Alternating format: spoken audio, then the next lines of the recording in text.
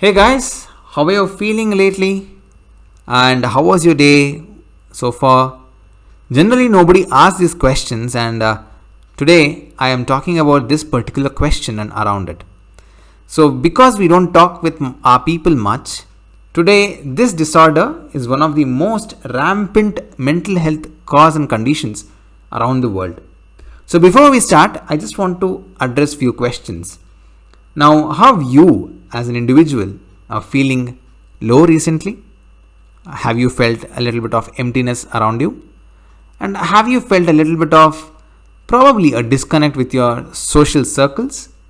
Well, feeling sad is alright, but over a longer period of time, we end up having something called as depression.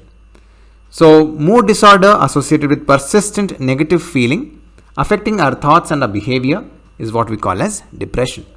So this is one of the main mental health disease globally affecting a large amount of population. That is because of the misconceptions of depression and the taboo around it, and generally the stigma which sticks around the depression itself. So before moving on, here are a few things which you actually need to know about. First things first, please do not use this as a self-diagnostic tool. If you feel low or if you feel these symptoms happening to you, please seek a medical attention immediately or probably talk to a psychologist. So the reason why I'm creating this video is to open up and have a chat about depression and be more aware of this condition, and also to make you more compassionate towards people around you who are having the same problem. So now, what exactly is depression? So as I said, feeling sad over a longer period of time, it becomes somewhat chronic, it is more persistent and in a severe form which has not been addressed by any psychologist or a therapist over a period of time, leading to years and years of problematic feeling with ourselves. So is it a sudden onset of sadness or what? Generally it is not a sudden onset, it is piling up of sadness one above the other, leading to a major cause of depression. So who's to be blamed for this? Should I blame myself? Should I blame the social structure? Or should I blame the environment? Generally, nobody has to be blamed for, because science generally doesn't understand how exactly depression can be caused to anybody.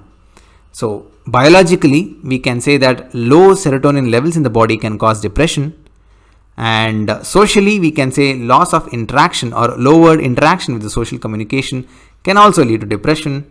At the same time, environmental factors like child abuse or probably anything else associated with the same traumatic experience can lead to depression. So are the symptoms also in the same way? No. Symptoms also vary across the spectrum, which we call as the rainbow spectrum. So at one end, you have insomnia, that is sleeplessness. On the other hand, you have only sleepfulness. So one end, you have loss of appetite. And the other end, you have eating and binge eating again and again, increasing your weight. But at the end, overall, what you feel is you feel tired at the end of the day, and you also have loss of motivation. So this doesn't define you. This doesn't define your personality. This just defines what exactly you're going through. Well, depression is kind of a very common thing.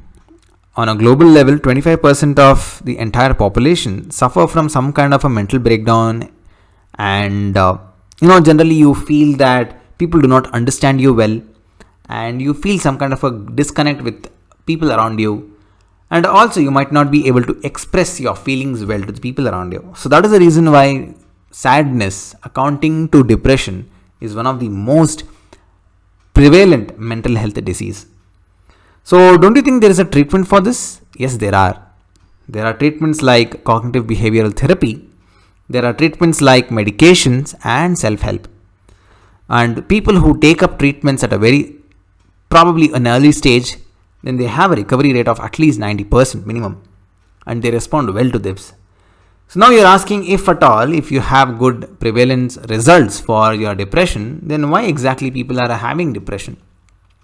So of all the 100% of people who are actually looking for some kind of a treatment, or at least have depression, or who know that they have depression, only 43% of them seek some kind of a help, and that is the reason why stigmas and probably taboos around depression prevails every time.